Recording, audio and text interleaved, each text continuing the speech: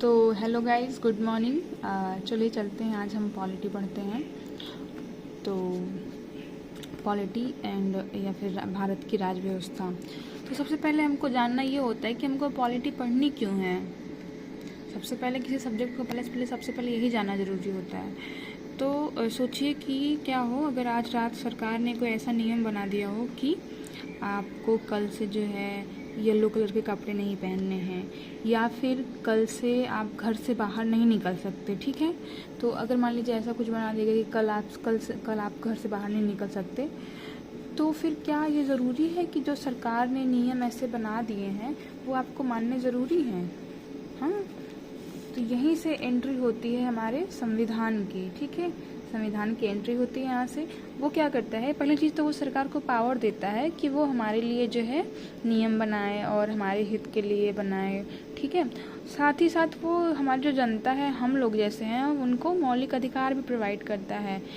और जो सरकार होती है वो हमारे मौलिक अधिकार के कभी पार जा कर के हमारे लिए कुछ भी ऐसा नहीं बना, जब भी बनाएगी हमारे हित के लिए बनाएगी और इनको नज़र में रख के ही बनाएगी। ठीक है, तो यहीं से एंट्री जब संविधान की हुई, और इसी संविधान को समझने के लिए इसको हमारे रियल लाइफ में प्रैक्टिकली लाने के लिए, जैसे कि जो व्यवस्था होती है उसी को हम लोग भारत की राज व्यवस्था या फिर पॉलिटी कहते हैं। ठीक है, तो आपको समझ में आएगा कि हम लोग पढ़ते क्यों हैं, ताकि इसलिए कि कोई भी जो है हम सरकार ला रही चीज़ें तो हम उसको मानना है कि नहीं मानना है। ठीक है, इस वजह से जैसे आपने अभी देखा होगा यूजीसी वाला, सरकार ने लाया तो, लेकिन जनता को वो चीज़ें पसंद नहीं आई।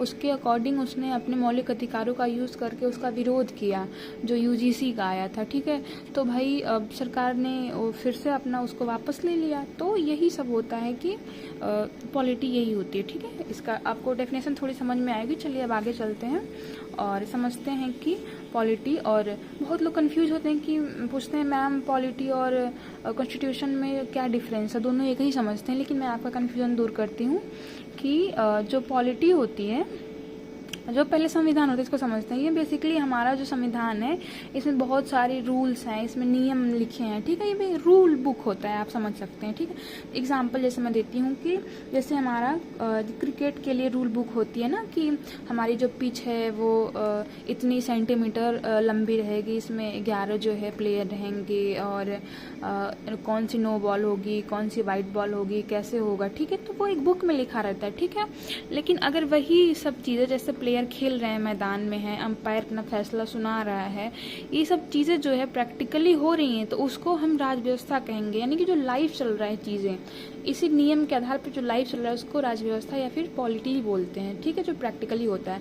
और जो बुक में लिखा है, जिसके आधार पे हम लोग करते हैं, जो बुक में लिखा जो थियरी है उसको हम लोग कॉन्स्टिट्यूशन बोलते हैं। ठीक है गाइस, तो चलते हैं अब हम सिलेबस देखते हैं। और गाइस मैंने सिलेबस लिखा है, और अगर आप ये सिलेबस से पढ़ लेते हैं और मेरी वीडियो देखते हैं गाइस, 100% मैं बता रही हूँ आप कॉम्पिटिटिव एग्जाम में जो इसे सारे क्वेश्चन कर पाएंगे बहुत ही अच्छे तरीके से। जिसमें संविधान की शुरुआत है, नागरिक और अधिकार, इसमें हम लोग पृष्ठभूमि वगैरह पढ़ेंगे, कैसे यहाँ से स्टार्ट हुआ। ठीक है, पहले वीडियो में हम लोग यही पढ़ेंगे। ठीक, फिर नागरिक और क्या क्या अधिकार हैं, सरकार का ढांचा, इसमें हम लोग मौलिक अधिकार अभी जो मैं बता रही थी आपको वो सब चीज़ें। फिर स्थानीय शासन है, जैसे पंचायती राज कब आई, नगर पालिकाएँ कब आई, और जैसे प्रमुख संस्थाएं जैसे चुनाव आयोग हो गया, यूपीएससी हो गया, बहुत चर्चा में है ये। फिर उसके बाद कैग हो गया और नीति आयोग। ठीक है, इन सब के बारे में हम बहुत ही अच्छे तरीके से पढ़ेंगे। तो चलिए शुरू करते हैं कि पहले संविधान की शुरुआत में ऐतिहासिक पृष्ठभूमि, या फिर हम कह सकते हैं कि जो संविधान था वो उसका इतिहास कैसे था, कैसे स्टार्ट हुआ वो। ठीक है गाइस, तो चलिए शुरू करते हैं। तो स्टार्टिंग ये हुई कि जैसे 1757 में प्लासी का युद्ध हुआ। ठीक है, और फिर उसके बाद 1764 में बक्सर का युद्ध हुआ। तो जब ये युद्ध अंग्रेज जीत लिए तो उन्होंने क्या किया कि जो ब्रिटिश ईस्ट इंडिया कंपनी थे उस पर अपना मतलब की पकड़ बनाई बहुत मजबूत, और इसी चीज़ को अपने अनुकूल, अपने अकॉर्डिंग चलाने के लिए उन्होंने समय समय पर कई सारे जो है एक्ट लाए। ठीक है, जिसमें से पहला जो है आपका 1773 का एक्ट है। गाइस मैंने इसमें बहुत ही इंपॉर्टेंट पॉइंट्स जो है रखे हैं, आप अगर एक बार पढ़ लेंगे आपको सब समझ में आ जाएगा। इसमें क्या हुआ कि जो ब्रिटिश गवर्नमेंट थी, इन्होंने क्या किया कि ईस्ट इंडिया कंपनी पे पूरा अपना कंट्रोल कर लिया। ठीक है, और बंगाल के जो गवर्नर थे उसका पद जो है बदल करके बंगाल का गवर्नर जनरल कहा जाने लगा। ठीक है, इसमें जनरल ऐड कर दिया गया। और उस टाइम के जो पहले गवर्नर जनरल बने वो थे वॉरेन हेस्टिंग, ठीक है, आप याद रख सकते हैं। और इसी में ही बॉम्बे और मद्रास के गवर्नर जनरल को बंगाल के गवर्नर जनरल के अधीन कर दिया गया, यानी ये लोग कोई फैसला नहीं ले सकते दोनों लोग, अब जो फैसला लेंगे यही लेंगे इन दोनों के लिए भी, ठीक। फिर उसी में इसी एक्ट के थ्रू 1774 में कलकत्ता में सुप्रीम कोर्ट की स्थापना की गई, बाद में ये मान लीजिए दिल्ली में हुई है अभी करेंट में।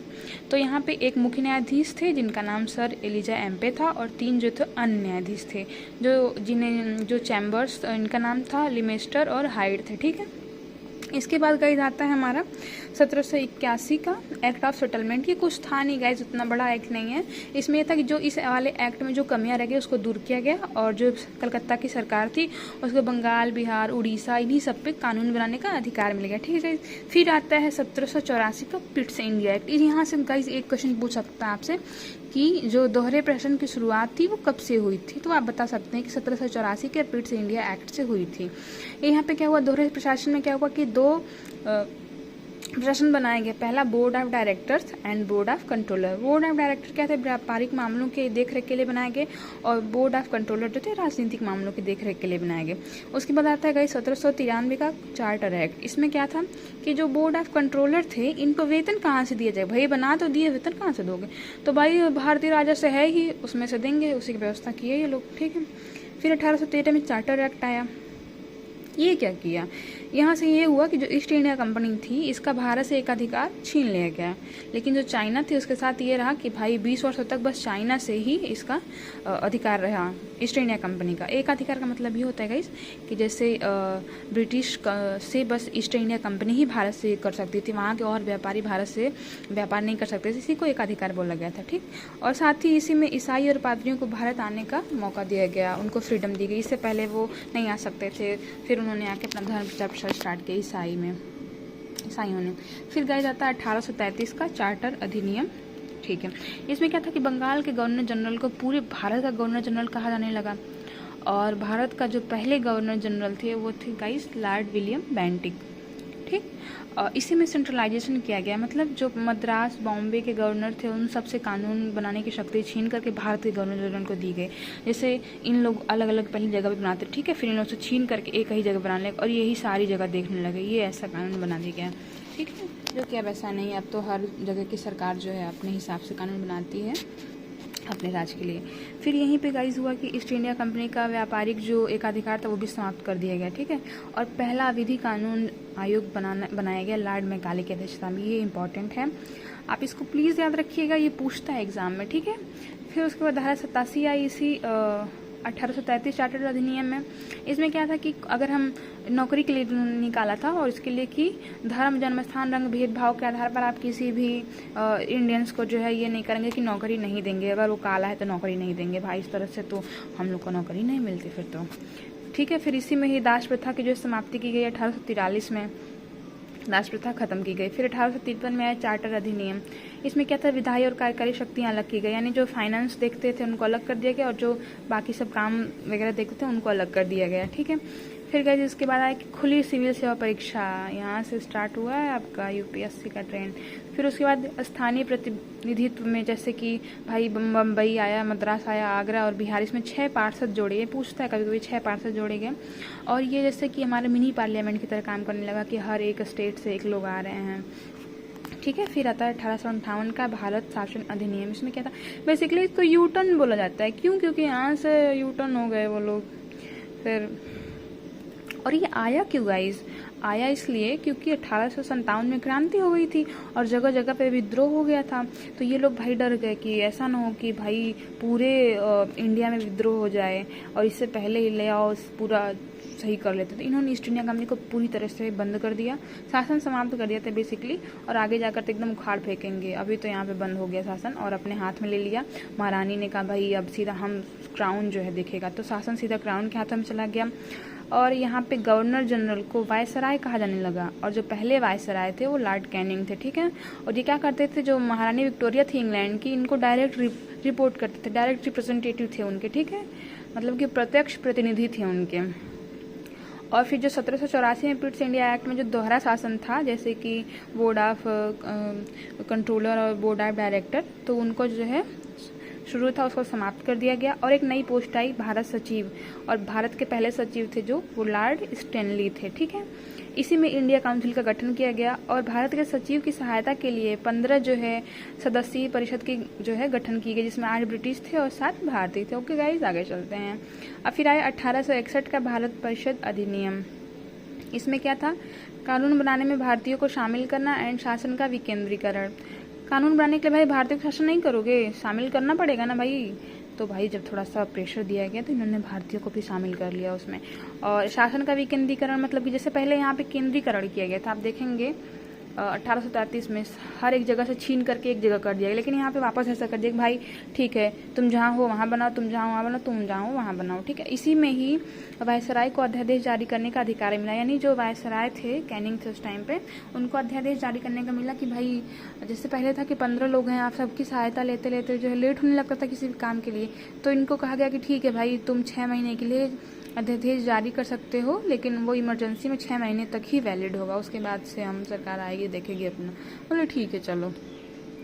इन्होंने ही विभागीय प्रणाली पोर्टफोलियो की शुरुआत की। अब विभागीय प्रणाली पोर्टफोलियो क्या है, जैसे कि एक ही सदस्य को कई सारे विभाग दे सकते हैं, ये जो है अपना संभाल लेगा। तो इससे क्या होता था कि चीज़ें जो है टाइमली होने लगी, इसलिए इस चीज़ को बनाया गया था। फिर गई इसी में ही 1862 में जो कैनिंग थे, इन्होंने 3 लोगों को इसमें मनोनीत किया विधान परिषद में, बनारस के राजा को, पटियाला के महाराज को, संदेड़ कराओ। ये पूछ सकता है तो आप इसको याद रखिएगा। ठीक है, फिर आता गया 1873 का एक्ट ईस्ट इंडिया कंपनी को। इसमें पूरी तरह से भंग कर, मैंने बताया ना, उखाड़ के फेंक देंगे भाई, पूरा खत्म यहाँ से इंडिया से। फिर 1892 का भारतीय परिषद अधिनियम आया। इसमें क्या था कि डायरेक्ट वोट कराने के बारे में सोचा जाने लगा, नींव रखी गई, मतलब सोचा जा रहा था कि भाई अब डायरेक्ट वोट कराया जाए, प्रत्यक्ष चुनाव प्रणाली लाई जाए, और यहीं पे भी राजस्व एवं बजट पर प्रश्न करने की शक्तियाँ जो है दी गई। पहले ऐसा नहीं था कि भाई वो कुछ भी मनमानी करे, कितना बजट आए, अपना भ्रष्टाचार करे, खाए पिए, कोई कुछ पूछने वाला नहीं था। लेकिन इसके बाद से दिया गया कि पूछा, हम लोग नहीं, आम जनता थोड़े पूछ पाती, जो सरकार में थे इंडियंस थे वो पूछ सकते थे इनसे। ठीक है, फिर आया 1909 का भारत परिषद अधिनियम। इसी को गाइस मार्ले मिंटो सुधार कहते हैं, इंपॉर्टेंट है, याद रखिएगा। मार्ले कौन थे, इंग्लैंड के सचिव थे। मिंटो कौन थे, भारत वायसराय थे। इन लोगों ने मिल करके क्या किया था, सांप्रदायिक निर्वाचन लाया था। मतलब अगर मुस्लिम कैंडिडेट हमारा कोई खड़ा है तो उसको बस मुस्लिम के ही जो लोग हैं, उसके जाति धर्म के वही लोग वोट देंगे। ठीक है, बेसिकली इन्होंने फूट डाल वाला काम किया था। और मिंटो को सांप्रदायिक निर्वाचन का जनक भी कहा जाता है। ठीक है, याद रखिएगा इसको। फिर आया 1919 का भारत शासन अधिनियम, मांटेंगू चेम्सफोर्ड सुधार कहा जाता है इसको। उस टाइम मांटेंगू जो थे भारत के राज्य सचिव थे और चेम्सफोर्ड जो थे भारत के वायसराय थे। ठीक है, इन्होंने क्या किया, 1919 में प्रांतों में द्वैध शासन आया। इस द्वैध का मतलब, प्रांत मतलब स्टेट था, उस टाइम प्रांत कहा जाता था, अभी स्टेट है। तो द्वैध का मतलब ये था कि दोहरी व्यवस्था है, जैसे कि पहला आरक्षित यानी रिजर्व कैटेगरी और दूसरा ट्रांसफर स्थानांतरित। रिजर्व में क्या था, बहुत चालाक थे ये लोग। इन्होंने क्या कि रिजर्व में जैसे जो पैसा हो गया, पुलिस वगैरह, न्याय हो गया, ये सब इनके हाथ में था। ये गवर्नर जनरल देखता था, किसी को जवाबदेही अकाउंटेबिलिटी नहीं थी इसमें। और जो ट्रांसफर जो स्थानांतरित थे, इसमें ये था कि स्वास्थ्य हो गया, शिक्षा हो गई, मतलब जो लोकल चीज़ें हैं वो जो इंपॉर्टेंट वो इसमें आ गई, और इसमें पैसे का कोई वो नहीं था। और इसकी जवाबदेही थी गवर्नर जनरल को, लेकिन गवर्नर जनरल की जवाबदेही किसी को नहीं थी। ठीक है, तो ऐसा ये लोग चालू बनते थे। फिर उसके बाद केंद्र में द्विसंसदात्मक व्यवस्था आ गई है। इसका मतलब है जैसे आज के टाइम पे लोकसभा और राज्यसभा है, वैसे ही उस टाइम पे केंद्रीय विधानसभा लोकसभा की जगह थी, और राज्यसभा जो है इसकी जगह राज्य परिषद थी। ठीक है, इसको लोअर डिवीजन और अपर डिवीजन माना जाता है। ठीक, इसमें 144 सदस्य, इसमें 60 सदस्य थे। ठीक, इसी के टाइम पे ही डायरेक्ट इलेक्शन सिस्टम की शुरुआत की गई 1919 में। कैसे पूछता है, आप याद रखिएगा कि 1919 में कब जो है डायरेक्ट सिस्टम यानी कि डायरेक्ट इलेक्शन सिस्टम मतलब कि प्रत्यक्ष निर्वाचन प्रणाली लाई गई, तो 1919 में। सांप्रदायिक प्रतिनिधि का, जैसे मैंने बताया कि ये लोग पहले मुस्लिम के लिए जो है उसने लाया था ना मिंटो ने, उसको सांप्रदायिक का जन्म किया जाता है। यहाँ पे पहले मुस्लिम थे 1909 में, अभी सिख, ईसाई, इन लोगों के लिए भी आ गया कि भाई अगर ये लोग वोट लेने के लिए उठते हैं निर्वाचन में तो इनको इन्हीं के जो धर्म के हैं वही लोग वोट करेंगे। तो ये यहाँ पे थोड़ा और बढ़ा दिया गया। इसी में लोक सेवा आयोग की स्थापना की गई। आपसे पूछता है गाइस कि किस भारत शासन अधिनियम में की गई, तो 1919 में। ठीक है, और 1926 में ली आयोग की सिफारिश पर की गई। ठीक, पहली बार केंद्रीय और प्रांतीय बजट अलग कर दिया गया, ठीक है, जैसे अभी अलग अलग होता है। वैधानिक आयोग का प्रावधान किया गया, मतलब इसका मतलब ये था कि ये जो बजट हर एक चीज़ जो हो रही है वो सही से काम कर रही है कि नहीं, इसको 10-10 साल में चेक करने के लिए ये बनाया गया था बेसिकली। और ये महिलाओं के लिए थोड़ा सा अच्छा हुआ कि उनको भी वोट देने का अधिकार मिला इस समय पहली बार 1919 के भारत शासन अधिनियम के अंतर्गत। और इस समय का जो इंग्लैंड का जो पीएम था वो कौन थे, लॉर्ड जॉर्ज थे, ठीक है गाइस। अब चलते हैं 1935 के अधिनियम के। गाइस बहुत इंपॉर्टेंट अधिनियम है, इसी को ब्लूप्रिंट कहा जाता है हमारे संविधान में। सॉरी गाइस, यहाँ पे बहुत सी चीज़ें जो है इसी से ली गई है, तो चीटी भी आ रही थी पढ़ने। तो यहाँ से ही गाइस अखिल भारतीय जो भारतीय संघ की प्रस्तावना रखी गई थी, लेकिन जो रियासतों के जो थे मालिक उन्होंने मना कर दिया कि नहीं, हम रियासत नहीं मनाएंगे, अपने रियासतों को वो नहीं करेंगे, मिलाएंगे। फिर गाइस प्रांतीय स्वायत्तता और द्वैध शासन को अंत कर दिया, केंद्र में लाया गया। जैसे हमारे पहले केंद्र में था, प्रांत में था ना, स्टेट में था, जैसे कि एक रिजर्व यानी कि आरक्षित और हस्तांतरित, यानी जो गवर्नर जनरल था वो पैसा, न्याय वगैरह जो अच्छी सी चीज़ें थी ये इनके पास थी, ये देखते थे। और जो इसमें थी कि स्वास्थ्य हो गया, शिक्षा हो गई, ये सब हो गया, इसमें आ गया। फिर शक्तियों का विभाजन कर दिया कि भाई तुम्हारे पास भी राज्य में भी कुछ शक्तियाँ रहे और प्रांत में भी और केंद्र में भी रहे, तो इसलिए 3 सूची बनाई गई, संघीय सूची, प्रांतीय सूची और समवर्ती सूची। संघीय में ये 59 विषय थे, प्रांतीय में 54 और समवर्ती में 36। ये केंद्र के शक्तियों के लिए थी, केंद्र इन सब विषयों पे कंट्रोल करता, प्रांत इन सब पे, इसमें दोनों करते, ठीक है। इसी के थ्रू जो 1935 का हमारा भारत शासन अधिनियम है, इसी के थ्रू दिल्ली में संघीय न्यायालय की स्थापना, यही बाद में हमारा चल के सुप्रीम कोर्ट बन गया है, ठीक है। इसमें जो है एक मुख्य न्यायाधीश, 6 अन्य न्यायाधीश थे, ठीक है, 7 लोग थे। रिजर्व बैंक की स्थापना भी इसी टाइम पे हुई 1935 में, 1 अप्रैल को। लोक सेवा आयोग यूपीएससी का जो चलन है यहीं से स्टार्ट हुआ, केंद्र के लिए अलग से और जैसे राज्य के लिए अलग से, ठीक है। केंद्र के लिए जो है उसको संघीय लोक सेवा और जो प्रांत के लिए उसको प्रांतीय कहते हैं। इसमें सांप्रदायिक प्रतिनिधि का विस्तार और हो गया, जैसे पहले मुस्लिम के लिए था, फिर उसके बाद से सिख के लिए था, और अभी जो हो गया वो महिला और लेबरों के लिए भी हो गया कि भाई अगर महिला भी उठ रहे तो आप उसको उसी के उसमें वोट देंगे, और ये सब चीज़ें बढ़ा दिए। फिर कहा जाता है 1937 में इसी अधिनियम के तहत बर्मा को अलग कर दिया गया। बहुत इंपॉर्टेंट पूछ सकता है गाइस ये कि बर्मा को किस अधिनियम के थ्रू अलग किया, 1935 के थ्रू, और कब किया गया, 1937 में, ठीक है। 1947 में भारतीय स्वतंत्रता अधिनियम, ये क्या था, इसमें यह था कि ब्रिटिश शासन का अंत हो गया गाइस, और 2 डोमिनियन में भारत बट गया, एक भारत और एक पाकिस्तान। इस टाइम में वायसराय और भारत के सचिव का जो है पद उसको समाप्त करके गवर्नर जनरल के पद को ला दिया गया, ठीक है। और संविधान सभा को पूर्ण प्रभुता मिली। पूर्ण प्रभुता मतलब कि हमारे संविधान में क्या नियम होंगे क्या नहीं होंगे ये हमारे जो लोग बना रहे हैं उनको इसका पूरा अधिकार दिया गया। देसी रियासतों को फ्री कर दिया गया, ठीक है। और आज़ादी के बाद स्वतंत्र भारत के पहले जो गवर्नर थे वो लॉर्ड माउंटबेटन थे, और जो स्वतंत्र भारत के पहले और अंतिम गवर्नर बने वो सी राजगोपालाचारी। तो गाइस हमारा ये जो पहला टॉपिक था, जो मैंने आपको यहाँ पे पहला ये टॉपिक बताया था, ये गाइस ये टॉपिक कंप्लीट हो गया है, और मैं आपको इसका कुछ क्वेश्चन करवा देती हूँ ताकि आपको ये और अच्छे तरीके से गाइस जो है समझ में आ जाए, ठीक है। तो पहला क्वेश्चन ये है कि किस एक्ट से बंगाल के गवर्नर को गवर्नर जनरल कहा जाने लगा। तो इसमें आप देखेंगे रेगुलेटिंग एक्ट 1773 के थ्रू जो है बंगाल के गवर्नर को बंगाल का गवर्नर जनरल कहा जाने लगा। और जो पहले गवर्नर जनरल थे वो थे वॉरेन हेस्टिंग, आप इनको याद रख सकते हैं, ठीक है। उसके बाद गाइस देखेंगे कि किस अधिनियम ने पहली बार भारत में ईस्ट इंडिया कंपनी के प्रशासनिक एंड राजनीतिक कार्यों को मान्यता दी। तो रेगुलेटिंग एक्ट के थ्रू आपको मान्यता मिली थी ईस्ट इंडिया कंपनी को, ठीक है। किस एक्ट से बंगाल के गवर्नर जनरल को भारत का गवर्नर जनरल बना दिया गया। तो गाइस चार्टर एक्ट, जो चार्टर एक्ट था 1833 का, उस टाइम भारत का जो गवर्नर जनरल बने वो थे विलियम बेंटिक, तो आप याद रख सकते हैं, ठीक है। फिर वायसराय की कार्यकारी परिषद में पहले पोर्टफोलियो मैंने बताया था पीछे, पोर्टफोलियो प्रणाली को किस एक्ट से मान्यता मिली। तो भारत परिषद 1861 आप याद रख सकते हैं इसको, 1861 में पोर्टफोलियो हुआ। कैनिंग जो थे उस टाइम वायसराय, ठीक है।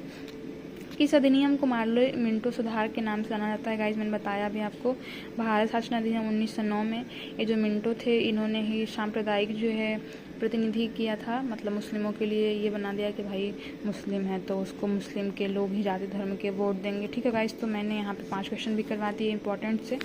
और मैं 2 क्वेश्चन आपके लिए भी लाई हूँ, आप इसको प्लीज़ कमेंट में बताइएगा। अगर आपने अच्छे से वीडियो पढ़ी देखी है तो आपको बहुत ही समझ में आ जाएगा अच्छे से कि वर्तमान भारतीय संविधान सबसे गहरा प्रभाव और उसका मुख्य प्रशासनिक ढांचा किस अधिनियम से लिया गया। बेसिकली ब्लूप्रिंट भी कहते हैं, संविधान का ब्लूप्रिंट जो कहाँ से लिया गया, तो आप बताइएगा इसमें से कौन सा ऑप्शन सही है। फिर भारत में केंद्र स्तर पर प्रत्यक्ष निर्वाचन यानी डायरेक्ट इलेक्शन कब शुरुआत हुई, किस अधिनियम से, तो भी बताइएगा गाइस। और अगर आपने अच्छे से पढ़ा ज़रूर बताएंगे, और आपको अच्छी लगती वीडियोस प्लीज़ लाइक करिए। Thank you.